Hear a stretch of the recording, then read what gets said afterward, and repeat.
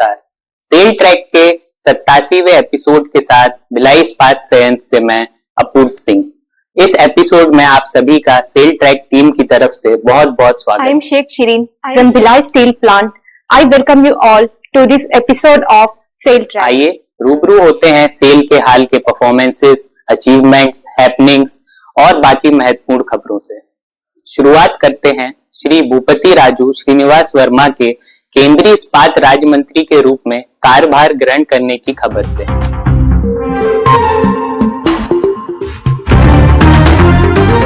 Shri Bhupati Raju Srinivas Verma has taken charge as Union Minister of State in the Ministry of Steel at Udyog Bhavan on 18 June 2024. On this occasion, Secretary, Ministry of Steel Shri Nagendranath Sinha along with senior officials of the ministry welcomed the Honorable Minister.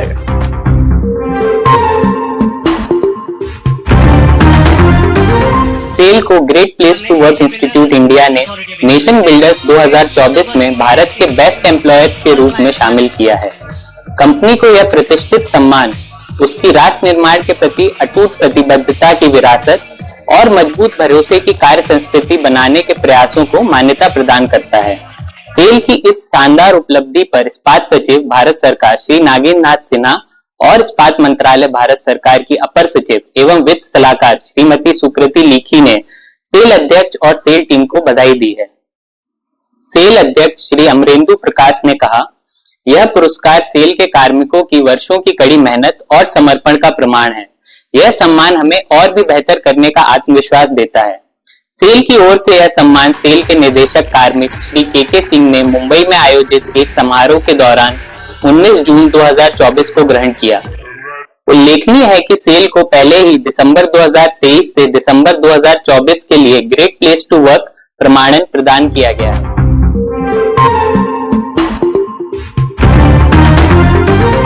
SAIL ISP has commissioned a 4 megawatt floating solar photovoltaic system at ISCO Steel Plant, Burnpur on 22nd June 2024. This state-of-the-art FSPVS is not only the first floating solar project of the Indian steel industry, but also first of its kind in any manufacturing industry throughout India. SAIL ISP will be benefited by its higher efficiency, reduction in water evaporation approximately 84,000 liters per annum, higher energy savings, etc. It is also estimated that the floating solar plant will reduce the net carbon emission of ISP by 5,452 tons per annum, which will generate clean energy, reducing SAIL ISP's reliance on fossil fuels and lowering carbon footprint.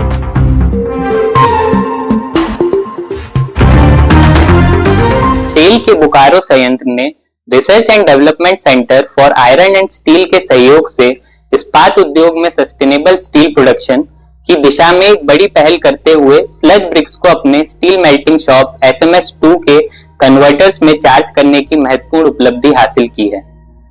Sludge BRICS का निर्माण इस्पात उत्पादन प्रक्रिया के दौरान उत्पन्न होने वाले मिल स्केल और स्लज जैसे उच्च लौह युक्त अपशिष्टों को रिसाइकल करके किया गया है, जो SMS2 में इस्तेमाल किए जा रहे स्क्रैप को प्रतिस्थापित करने में मददगार साबित होगा। इस तरह से स्लज ब्रिक्स इस्पात उत्पादन के क्षेत्र में ग्रीन ब्रिक साबित होगा, जो कि डीकार्बोनाइजेशन और सर्कुलर इकोनॉमी के लिए फायदेमंद साबित होगा।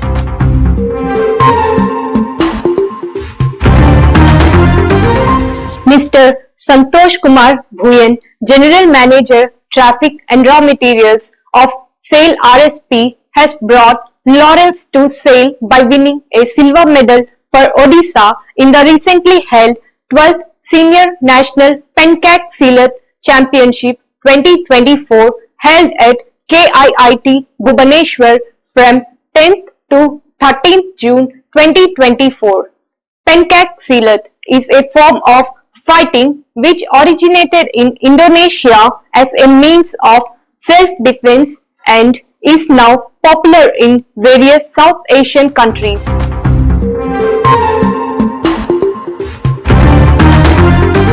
सेल प्रबंधन प्रशिक्षण संस्थान MTI रांची ने भारतीय प्रबंधन संस्थान IIM रायपुर के साथ 22 जून 2024 को एक समझौते पर हस्ताक्षर किया है, जिसके तहत IIM रायपुर सेल के अगले 3 साल तक चयनित कार्मिकों के लिए लर्निंग एंड डेवलपमेंट सेवाएं प्रदान करेगा।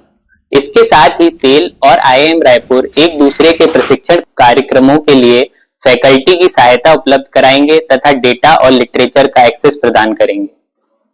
ये दोनों संस्थान मिलकर केस स्टडीज के विकास और इससे जुड़े शोध कार्यों के प्रकाशन के साथ साथ तीसरे पक्ष के लिए संयुक्त परामर्श भी देने का कार्य करेंगे।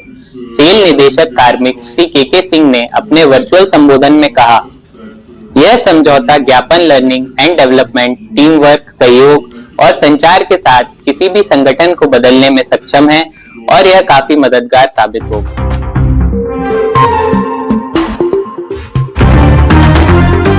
अब बारी है सेल ट्रैक के 86वें एपिसोड में दिखाई गई तस्वीर को पहचानने की।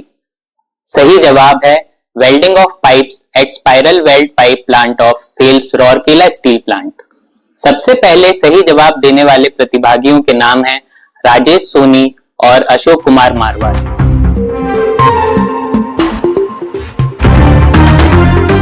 Do you know World UFO Day is observed every year on 2nd July to spread awareness about unidentified flying objects. The main aim to celebrate the day is to acknowledge the existence of life beyond our planet. Earlier, this day was celebrated on 24th June also. Later, World UFO Day organization was officially declared 2nd July as World UFO Day.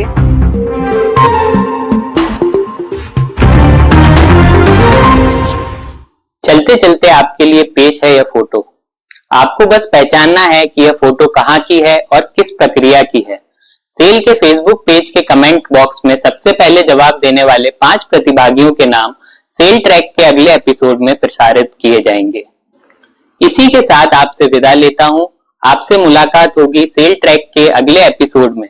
अनुरोध है कि cell के YouTube channel को subscribe करें और साथ ही cell के social media page और हैंडल्स को जरूर से जरूर फॉलो करें ताकि सेल से जुड़ी खबरों और जानकारियों से आप लगातार जुड़े रहें। शुक्रिया और धन्यवाद।